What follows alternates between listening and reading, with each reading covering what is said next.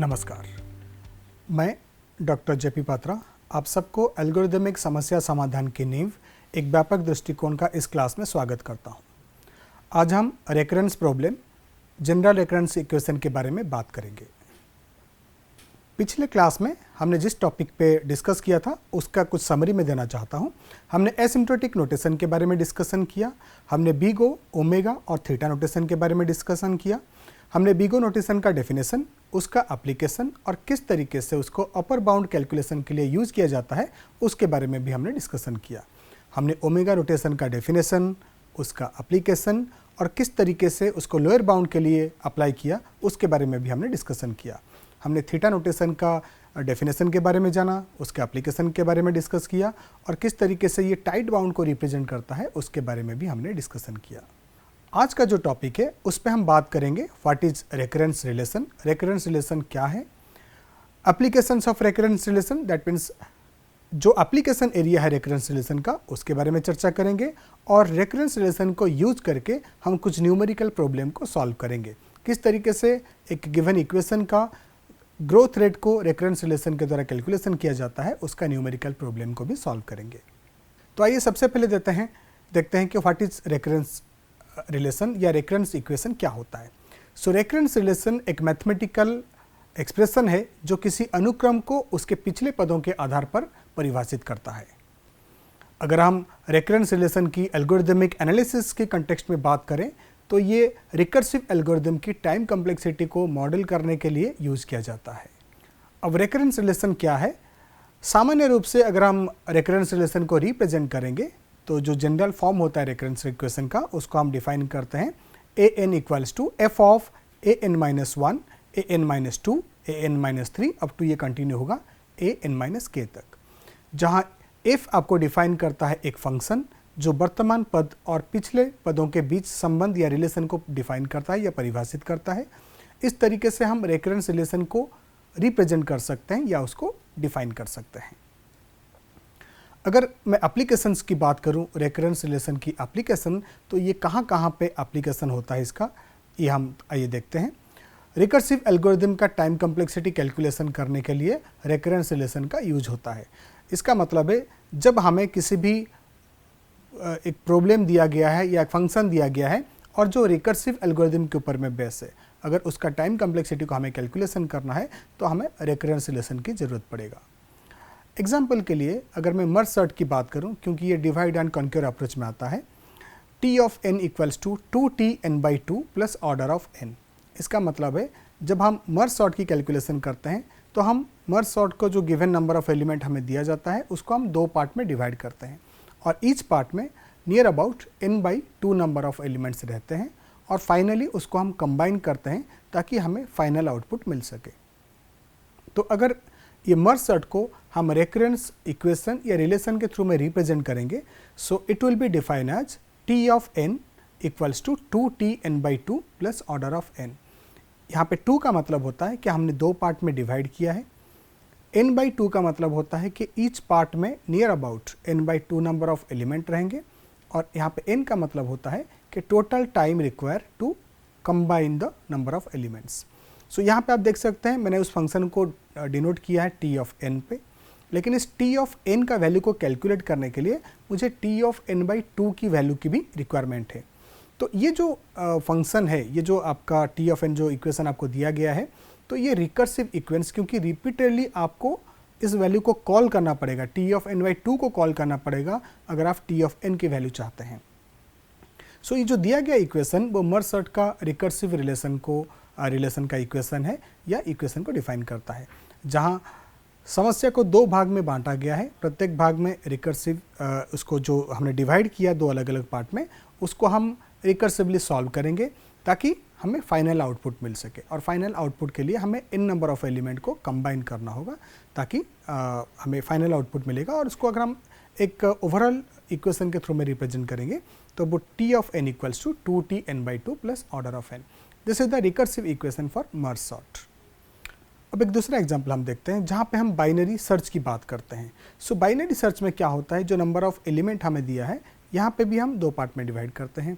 जो centre element होता है, जो मिड एलिमेंट होता है, उससे जितने भी लेस एलिमेंट रहेंगे, छोटे एलिमेंट रहेंगे, वो सब लेफ्ट साइड में रहेंगे और उस सेंटर एलिमेंट से जितने भी ग्रेटर एलिमेंट या लार्ज एलिमेंट रहेंगे वो राइट साइड में रहेंगे। तो ये बाइनरी सर्च को हम रिपीटेडली इस तरीके का यूज़ करना है, इस प्रोसेस को रिपीटेडली यूज़ करना है ताकि हमें बाइनरी सर्च का फाइनल आउटपुट मिले। तो इसका अगर रेकरेंस रिलेशन या रिकर्सिव इक्वेशन के बारे में मैं बात करूँ तो इसको हम रिप्रेजेंट करते हैं T of n equals to T of n by two plus order of 1। That means यहाँ पे जो डिवाइड करने के लिए जो टाइम लेता है वो एक कांस्टेंट टाइम लेता है। इसके लिए हम इसको डिनोट करते हैं या रिप्रेजेंट करते हैं ऑर्डर ऑफ 1 के फॉर्म में। यहाँ पे n बाई 2 इंडिकेट करता है जो 2 पार्ट में हम डिवाइड करते हैं वहाँ पे near about n by 2 number of elements रहते हैं। सो इस तरीके से हम रिपीटेडली सॉल्व करते जाएंगे जब हमें डिजायर्ड आउटपुट मिल जाएगा। तो ये जो फंक्शन है या जो इक्वेशन आपको दिया गया है ये बाइनरी सर्च का रिकर्सिव इक्वेशन को रिप्रेजेंट करता है। अब आइए देखते हैं इसका एप्लीकेशंस और कौन से फील्ड में हो सकता है। डाटा स्ट्रक्चर में हम रेकरेंस रिलेशन का एप्लीकेशन करते हैं, कंप्यूटेशनल कम्प्लेक्सिटी में भी हम रेकरेंस रिलेशन का यूज़ करते हैं, पैरेलल कंप्यूटिंग में हम रेकरेंस रिलेशन का यूज़ करते हैं, नेटवर्क एल्गोरिदम्स में यूज़ करते हैं और क्रिप्टोग्राफी में भी हम रेकरेंस रिलेशन का यूज़ करते हैं। अब रेकरेंस रिलेशन या प्रॉब्लम अगर दिया गया है उसको सॉल्व करने के लिए हमारे पास में क्या क्या मेथड्स अवेलेबल हैं। रेकरेंस प्रॉब्लम या रेकरेंस रिलेशन प्रॉब्लम को सॉल्व करने के लिए हमारे पास में बेसिकली 4 टाइप के मेथड होते हैं, या फिर हम बोल सकते हैं कि there are 4 different type of methods are available to solve a recurrence problem. तो उन चारों प्रॉब्लम को अगर मैं कैटेगराइज करूं तो पहला प्रॉब्लम है जनरल रेकरेंस इक्वेशन, सेकंड है आपका मास्टर मेथड, थर्ड है सब्स्टिट्यूशन मेथड एंड फोर्थ है रिकर्सिव ट्री मेथड। तो ये जो चारों मेथड है इन मेथड्स को यूज़ करके या अप्लाई करके हम किसी भी रेकरेंस रिलेशन प्रॉब्लम को सॉल्व कर सकते हैं। बट आज के ये जो क्लास है यहाँ पे हम जनरल रेकरेंस इक्वेशन के बारे में बात करेंगे और देखेंगे किस टाइप का रिकर्सिव इक्वेशन को इस टेक्निक में या इस मेथड के द्वारा हम सॉल्व करते हैं। सो आइए एक न्यूमेरिकल प्रॉब्लम के ऊपर में डिस्कशन करते हैं। अब देख सकते हैं हमें एक जनरल रेकरेंस इक्वेशन दिया गया है an minus 2an-1 plus an-2 equals to 0 where a0 equals to 5 and a1 equals to 7। और क्वेश्चन क्या दिया है, solve the given recurrence relation and calculate its growth rate. तो हमें एक रेकरेंस इक्वेशन दिया है, उस इक्वेशन में कुछ वैल्यूज़ भी दिया है और हमें इसको सॉल्व करना है और इस पर्टिकुलर प्रॉब्लम का ग्रोथ रेट को कैलकुलेट करना है। तो सबसे पहले जब रेकरेंस इक्वेशन या रिलेशन हमें दिया रहता है हम इस इक्वेशन को सॉल्व करने से पहले चेक करेंगे कि जो गिवन इक्वेशन है वो होमोजीनियस इक्वेशन है या नॉन होमोजीनियस इक्वेशन है। तो किस तरीके से हम आइडेंटिफाई करेंगे कि कौन सा इक्वेशन होमोजीनियस कैटेगरी में आता है और कौन सा इक्वेशन नॉन होमोजीनियस कैटेगरी में आता है। तो जैसे कि हम देख सकते हैं इस इक्वेशन के राइट हैंड साइड में 0 प्रेजेंट है, that means an minus 2an-1 plus an-2 equals to 0।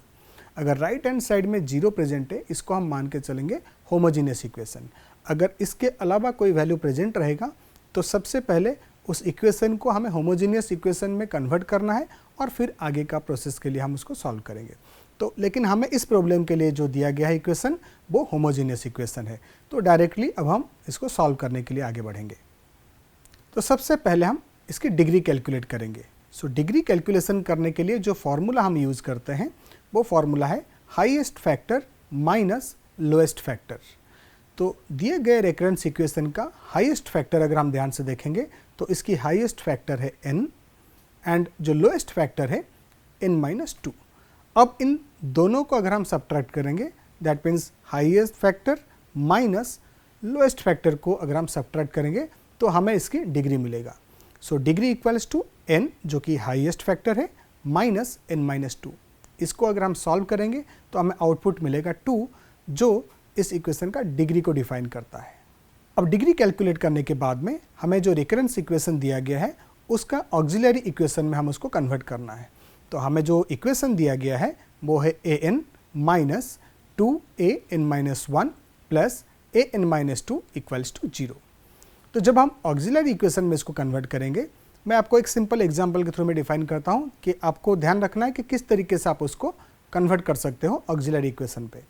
So यहाँ पे जो a वेरिएबल है उसको हम मान के चलेंगे r और जो पावर जो सब्सक्रिप्ट है या जो हमने डिग्री कैलकुलेट किया है प्रीवियस में हमने डिग्री कैलकुलेट किया है उसको हम पावर के फॉर्म में रिप्रेजेंट करेंगे। तो अगर इसको मैं ऑक्सिलरी इक्वेशन में मैं कन्वर्ट करूँगा, so R to the power n minus 2 constant है तो वो एज इट इज रहेगा, a कन्वर्ट हो जाएगा r में और पावर हो जाएगा r to the power n minus 1 plus r to the power n minus 2। तो सिंपली आप देख सकते हैं जो a है मैंने उसको r में कन्वर्ट किया और जो बेस वैल्यू था मैंने उसको पावर के फॉर्म में रिप्रेजेंट किया। तो जो ऑक्सिलरी इक्वेशन में कन्वर्ट हो गया उसका वैल्यू रहा r to the power n minus 2 into r to the power n minus 1 plus r to the power n minus 2 equals to 0। अब हम डिग्री कैलकुलेट कर चुके हैं तो n के बदले में हम वो डिग्री को यहाँ पे सब्स्टिट्यूट करेंगे। तो हमारा मॉडिफाइड ऑक्सिलरी इक्वेशन होगा r square minus 2 into r to the power 2 minus 1 plus r to the power 2 minus 2 is equals to 0। So यहाँ पे मैंने n के बदले में जो डिग्री हमने कैलकुलेट किया था उसके वैल्यू को मैंने पुट किया। अब ऑक्सिलरी इक्वेशन किस तरीके से डिफाइन होगा, r square minus 2 into r plus 1 equals to 0, क्योंकि r to the power 0 something का पावर अगर कुछ 0 होता है तो उसका मैथमेटिकल वैल्यू 1 होता है। तो ये इक्वेशन रीडिफाइन होके ऑक्सिलरी इक्वेशन में मुझे मिला r square minus 2r plus 1 is equals to 0। अब हमने जब इक्वेशन को ऑक्सिलरी इक्वेशन में कन्वर्ट करने के बाद में अब इसका हम रूट कैलकुलेट करेंगे। सो रूट के लिए सबसे पहले हम वो इक्वेशन देखेंगे, ऑक्सिलरी इक्वेशन जो है r square minus 2r plus 1 equals to 0। अब मैं जो 2r है उसको मैं ब्रेक करूँगा, r स्क्वायर माइनस 2r को मैंने ब्रेक किया r प्लस 1 इक्वल्स टू 0। सो इस इक्वेशन को फिर से अगर मैं ब्रैकेट को ओपन करूँगा तो ये मॉडिफाई होकर मुझे मिलेगा r square minus r plus 1 equals to 0। अब मुझे रूट कैलकुलेट करने के लिए r को कॉमन लेना पड़ेगा। तो अगर मैं r को कॉमन लेता हूँ तो मेरे पास में आएगा r माइनस 1 और इस साइड से मैं माइनस 1 को अगर मैं कॉमन लूँगा तो मुझे मिलेगा r माइनस 1 इक्वल्स टू 0। अब जो वैल्यूज़ मुझे मिलेंगे वो मिला है मुझे r minus 1 into r minus 1 equals to 0। अगर मैं रूट की वैल्यू कैलकुलेट करूँगा, जो दोनों रूट मुझे मिलेंगे उसका वैल्यू रहेगा r equals to 1 and second root का भी वैल्यू रहेगा r इक्वल्स टू 1। तो इस तरीके से हम सिंप्लीफाई करके सबसे पहले ऑक्सिलरी इक्वेशन का रूट को कैलकुलेट करेंगे। अब हमें जो रूट मिला है ये दोनों रूट इस पर्टिकुलर प्रॉब्लम के लिए इक्वल है। हो सकता है आपको जो प्रॉब्लम दिया रहेगा वहाँ पे आपको दोनों रूट अनइक्वल भी मिलेगा। तो दो ही केसेस हो सकते हैं, या तो आपको रूट्स इक्वल मिलेंगे या तो आपको रूट्स अनइक्वल मिलेंगे। तो इस प्रॉब्लम के लिए हमें इक्वल मिला है, तो जब इक्वल मिलेगा उसका इक्वेशन कुछ और होगा और जब आपको अनइक्वल वैल्यू मिलेगा उसका इक्वेशन भी कुछ और होगा। बट हमने यहाँ पे देखा जो दो रूट हमें मिले हैं उनका वैल्यू इक्वल है, दैट मीन्स दोनों रूट का वैल्यू 1 और 1 है। सो जब दोनों रूट इक्वल होते हैं तो इक्वेशन कुछ इस तरीके से रीडिफाइन होता है, या फिर उस इक्वेशन को हम किस तरीके से रिप्रेजेंट करते हैं, an equals to c1 plus nc2 into r to the power 1। So ये इक्वेशन आपको यूज़ तभी करना है जब आपको दोनों रूट इक्वल मिलेंगे। जो रूट आपने कैलकुलेशन किया अगर वो दोनों रूट इक्वल पाया गया या इक्वल मिला है उस केस में आप इसको इस तरीके से रिप्रेजेंट करेंगे। अब सबसे पहले हम n का वैल्यू 0 पुट करेंगे, क्योंकि जो हमें इक्वेशन दिया गया उसको हमने डिफाइन किया इक्वेशन नंबर 1 और इक्वेशन नंबर 1 पे हम n का वैल्यू को 0 पुट करेंगे। अगर मैं n का वैल्यू को 0 पुट करूँगा तो मेरा जो इक्वेशन 1 है वो कुछ इस तरीके से चेंज होगा, a0 equals to c1 plus 0 into c2 into r to the power 0। So यहाँ पे जहाँ पे n था मैंने वहाँ पे n के बदले 0 को पुट किया। सो मेरा इक्वेशन फिर से रीडिफाइन होकर क्या मिलेगा, a0 equals to c1 plus 0 into 1, r to the power 0 mathematical में जिसकी पावर 0 होता है तो उसका वैल्यू जो है मैथमेटिकल वैल्यू 1 हो जाता है। तो इसको हम फिर से सॉल्व करेंगे तो मुझे a0 इक्वल्स टू मिला c1। हमारे क्वेश्चन पे जो इक्वेशन हमें दिया था उस पर a0 का वैल्यू 5 था। अगर उस 5 को मैं a0 के बदले में सब्स्टिट्यूट करूं तो मुझे c1 का वैल्यू जो है वो 5 मिलेगा। अब उस इक्वेशन 1 पे मैं फिर से n का वैल्यू को 1 पुट करूंगा तो जो इक्वेशन 1 है फिर से वो रीडिफाइन होगा। तो यहाँ पे मुझे रीडिफाइन होकर जो इक्वेशन मिला a1 equals to c1 plus 1 into c2 into r to the power 1। Simply मैंने यहाँ पे n के बदले में 1 को सब्सटीट्यूट किया है। तो मुझे इक्वेशन फिर से रीडिफाइन होकर मिलेगा A1 equals to C1 plus C2 into r. A1 equals to C1 का वैल्यू मैं कैलकुलेट कर चुका हूँ प्रीवियस में, जो मुझे मिला है 5, तो उस वैल्यू को मैं यहाँ पे सब्सटीट्यूट करूँगा। So A1 equals to 5 plus C2 into 1। A1 का वैल्यू जो क्वेश्चन स्टार्टिंग पे मुझे दिया गया था उसका वैल्यू दिया गया था 7, तो उस वैल्यू को अगर मैं यहाँ पे सब्सटीट्यूट करूँगा मुझे मिलेगा 7 इक्वल्स टू 5 प्लस C2। अगर इसको मैं और सॉल्व करूँगा तो मुझे C2 का वैल्यू मिलेगा 2। तो हमने देखा C1 का वैल्यू हमें मिला है 5 और C2 का वैल्यू मिला है हमें 2। अब हम ये दोनों C1 और C2 का वैल्यू को इक्वेशन 1 में सब्सटीट्यूट करेंगे। तो वो इक्वेशन कुछ इस तरीके से डिफाइन होगा। इक्वेशन 1 हमारे पास में है an equals to C1 plus n into C2 into are to the power n। अब हम इस केस में जो C1 और C2 का वैल्यू हमने कैलकुलेट किया, उस कैलकुलेटेड वैल्यू को हम इक्वेशन 1 में सब्सटीट्यूट करेंगे। तो मेरा इक्वेशन 1 है an equals to C1 plus n into C2 into are to the power n। अब मैं C1 और C2 का वैल्यू को सब्सटीट्यूट कर रहा हूँ। So an equals to 5 plus 2n into are to the power n। अब देखेंगे ये जो मॉडिफाइड इक्वेशन हुआ, मैंने उसका इक्वेशन नंबर दिया है 2। अब इसको फिर से अगर मैं रीडिफाइन करूँगा तो मुझे मिलेगा an equals to 5 plus 2n into 1 to the power n। क्योंकि जो दोनों रूट मुझे मिला था उन दोनों का वैल्यू इक्वल है, तो मैंने r का वैल्यू 1 पुट किया और ये मेरे पास में रीडिफाइन इक्वेशन मिला। अगर हम n का वैल्यू इवन या ऑड नंबर लेते हैं तो हमारा इक्वेशन कुछ इस तरीके से रहेगा an equals to 5 plus 2n।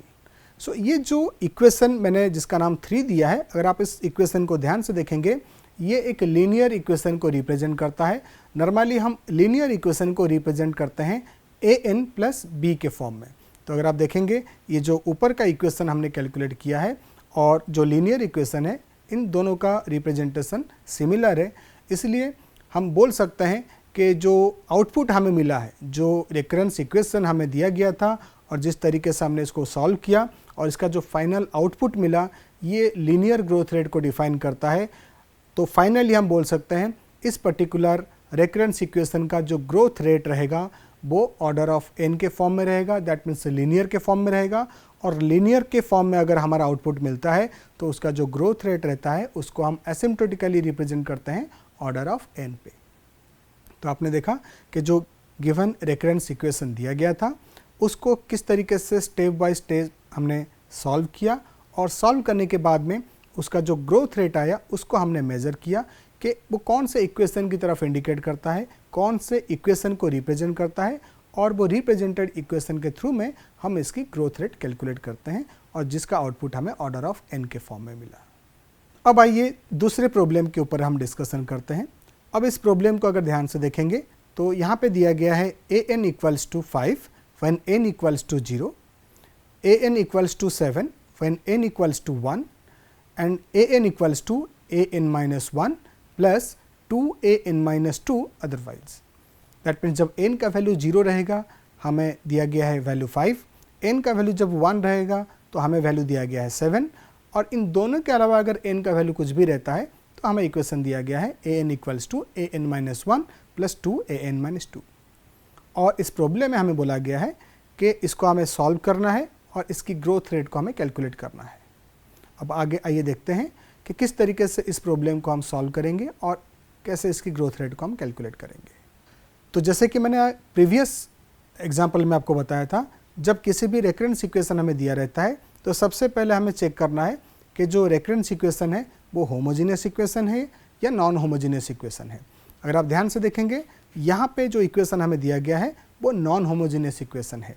तो सबसे पहले जो राइट हैंड साइड में जो वैल्यूज हैं उनको हमें लेफ्ट हैंड साइड में लेके जाना पड़ेगा ताकि इसको एक हम प्रॉपर होमोजीनियस इक्वेशन में कन्वर्ट कर सकें। तो अगर ये राइट हैंड साइड का वैल्यू को मैं लेफ्ट हैंड साइड में लेके जाता हूँ तो मेरा इक्वेशन कुछ रीडिफाइन इस तरीके से होगा, an minus an minus 1 minus 2an minus 2 is equals to 0, where a0 equals to 5 and a1 equals to 7। तो सबसे पहले स्टेप में मैंने नॉन होमोजीनियस इक्वेशन को होमोजीनियस इक्वेशन में कन्वर्ट किया। उसके बाद हम इसकी डिग्री कैलकुलेट करेंगे। तो डिग्री का फॉर्मूला हमारे पास में सिंपल है, highest factor minus lowest factor. तो इस प्रॉब्लम को अगर आप ध्यान से देखेंगे, इसका हाईएस्ट फैक्टर है n और इसका लोएस्ट फैक्टर है n-2। अगर उन दोनों को हम सब्ट्रैक्ट करेंगे तो हमें डिग्री मिल जाएगा। सो डिग्री इक्वल्स टू n-2, जिसका न्यूमेरिकल वैल्यू हमें मिला है 2। डिग्री कैलकुलेट करने के बाद में अब हम जो रेकरेंस इक्वेशन हमें दिया गया है उसको हम ऑक्सिलरी इक्वेशन में कन्वर्ट करेंगे। सो प्रीवियस में भी हमने देखा था कि किस तरीके से हम ऑक्सिलरी इक्वेशन में कन्वर्ट करते हैं। अब आइए देखते हैं हमें जो रेकरेंस इक्वेशन दिया गया था वो किस तरीके का था। an minus an-1 minus 2an-2 equals to 0। अब जब ऑक्सिलरी इक्वेशन में हम कन्वर्ट करेंगे, सो a के बदले में हम r को सिलेक्ट करेंगे और जो बेस वैल्यू था उसको हम पावर वैल्यू में कन्वर्ट करेंगे। सो मेरा ऑक्सिलरी इक्वेशन कुछ इस तरीके से रहेगा, r to the power n minus r to the power n-1 minus 2 into r to the power n-2 is equals to 0। So यहाँ पे जो डिग्री मैंने कैलकुलेट किया है उस डिग्री को मैं n के बदले में सब्सटीट्यूट करूँगा। तो मेरा ऑक्सिलरी इक्वेशन फिर से कुछ इस तरीके से रिडिफाइन होगा, r square minus r to the power 2 minus 1 minus 2 into r to the power 2 minus 2 equals to 0। अगर आप ध्यान से देखेंगे, सो मैंने यहाँ पे n के बदले में 2 को सब्सटीट्यूट किया है क्योंकि 2 मेरा डिग्री था।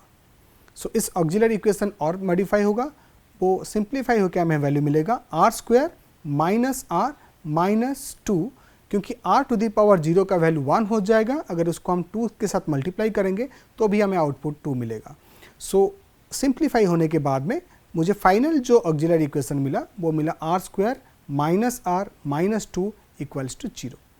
ऑक्सिलरी इक्वेशन में कन्वर्ट करने के बाद अब हम इसकी रूट कैलकुलेट करेंगे। सो ऑक्सिलरी इक्वेशन मेरे पास में था r square minus r minus 2 equals to 0।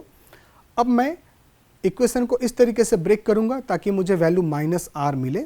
सो मैंने उसको पाने के लिए मैथमेटिकल इक्वेशन का हेल्प लेके मैंने ब्रेक किया है, r square minus 2r plus r minus 2 is equals to 0।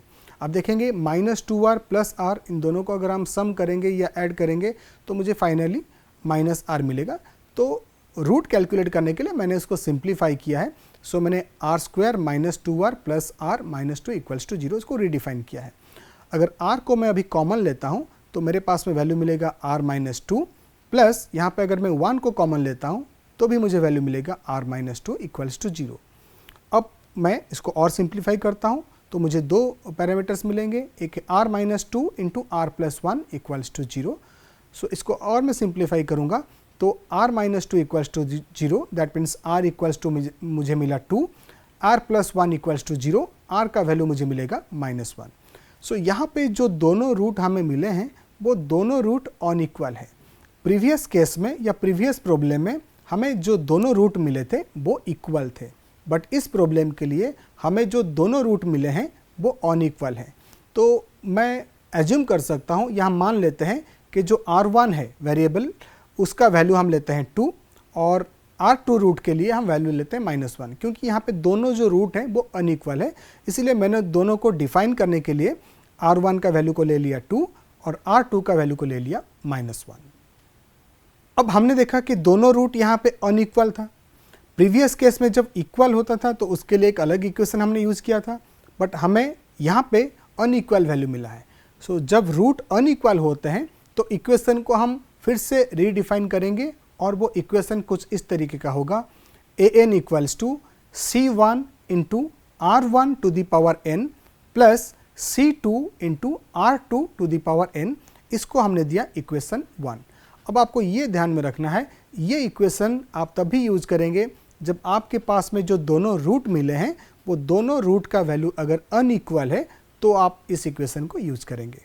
अब हम जो इक्वेशन 1 हमें मिला है जिसका वैल्यू है an equals to c1 into r1 to the power n plus c2 into r2 to the power n, इसको और सिंप्लीफाई करने के लिए c1 और c2 का रिजल्ट पाने के लिए हम सबसे पहले उस इक्वेशन 1 पे n का वैल्यू को 0 पुट करेंगे या n का वैल्यू 0 को अज्यूम करके कैलकुलेट करेंगे।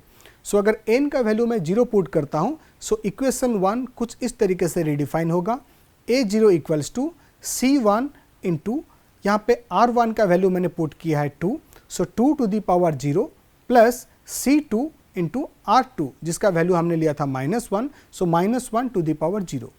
ये इक्वेशन फिर से रिडिफाइन होगा, a0 equals to c1 into 2 to the power 0 का वैल्यू 1 है, तो मैंने लिखा है c1 into 1 plus c2 into -1 to the power 0, इसका वैल्यू भी है 1। सो मुझे रीडिफाइन होकर जो इक्वेशन मिला, a0 equals to c1 plus c2। Equation पे हमें दिया गया था a0 का वैल्यू 5 पे, अगर उस वैल्यू को मैं यहाँ पे अगर सब्सटीट्यूट करता हूँ तो मुझे मिलेगा 5 equals to c1 plus c2। अब इसको मुझे आगे सिंप्लीफाई करना है, इसके लिए मैंने इसका इक्वेशन का नाम दिया इक्वेशन नंबर 2। अब आइए जो इक्वेशन नंबर 1 था उस पे हम n का वैल्यू को 1 से सब्सटीट्यूट करेंगे। सो मेरा इक्वेशन 1 कुछ इस तरीके से रिडिफाइन होगा, a1 equals to c1 into 2 to the power 1 plus c2 into -1 to the power 1। So यहाँ पे n के बदले में मैंने 1 सब्सटीट्यूट किया है और मैंने r1 का और r2 का वैल्यू को यहाँ पे सब्सटीट्यूट किया है। सो मेरा इक्वेशन फिर से रिडिफाइन होगा, a1 equals to c1 into 2 plus c2 into -1। इसको अगर और सिंप्लीफाई में करूँगा, so a1 equals to 2c1 minus c2। So equation में हमें दिया गया था a1 का वैल्यू है 7, तो उस 7 का वैल्यू को यहाँ पे अगर मैं सब्सटीट्यूट करूँगा, सो मुझे वैल्यू मिलेगा 7 equals to 2c1 minus c2। अब मुझे c1 और c2 का वैल्यू कैलकुलेट करना है, इसके लिए मैंने इस इक्वेशन का नाम दिया इक्वेशन 3। अब हमें इक्वेशन 2 मिल चुका है और इक्वेशन 3 भी मिल चुका है। आइए इन दोनों को अब हम कंबाइन करते हैं, तो हमें फाइनल आउटपुट मिलेगा 12 इक्वल्स टू 3c1। यहाँ पे आप देख सकते हैं plus c2 minus c2 cancel हो जाएंगे और दोनों को जब हम ऐड करेंगे तो हमें मिलेगा 12 इक्वल्स टू 3c1। और इसको मैं और सिंप्लीफाई करूँगा तो मुझे c1 का वैल्यू मिलेगा 4। तो हमने c1 का वैल्यू कैलकुलेट कर लिया है, अब हम c2 का वैल्यू को कैलकुलेट करेंगे।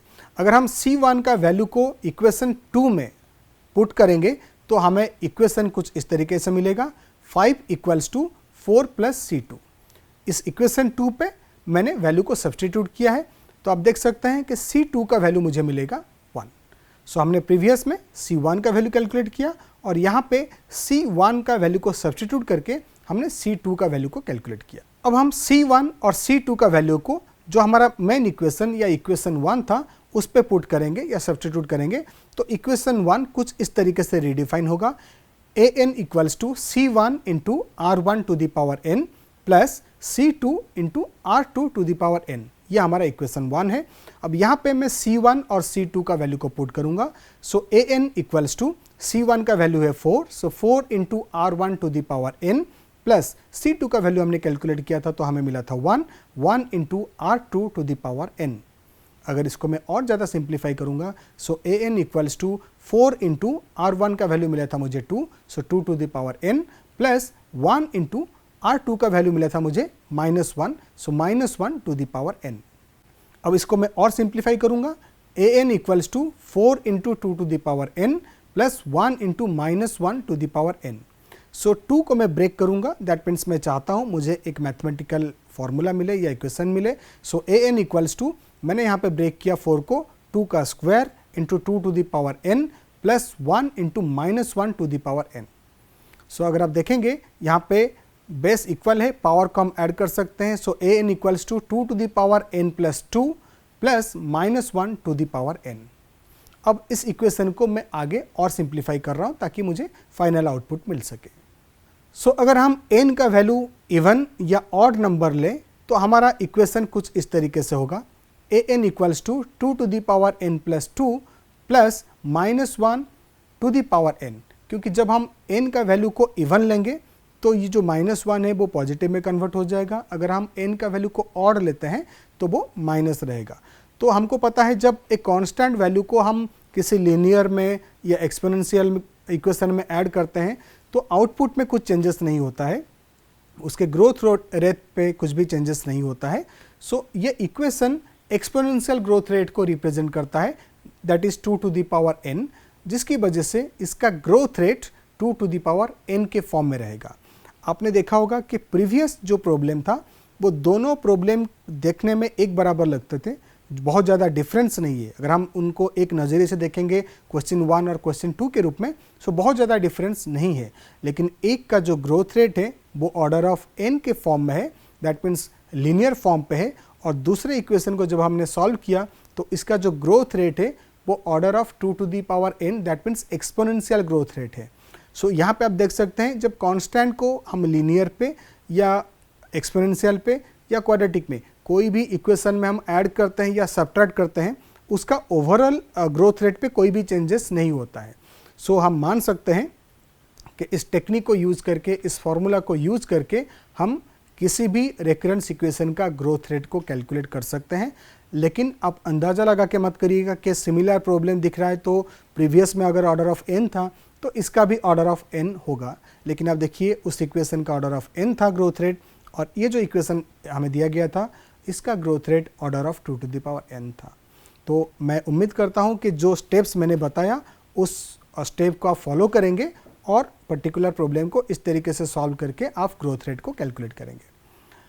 अब नेक्स्ट क्लास में हम डिस्कस करेंगे मास्टर मेथड, और मास्टर मेथड को यूज़ करके कुछ न्यूमेरिकल प्रॉब्लम्स भी हम सॉल्व करेंगे और देखेंगे कि अगर हमें कुछ रेकरेंस इक्वेशन दिया गया है और मास्टर मेथड को यूज़ करके इसकी ग्रोथ रेट किस तरीके से हम कैलकुलेट कर पाएंगे।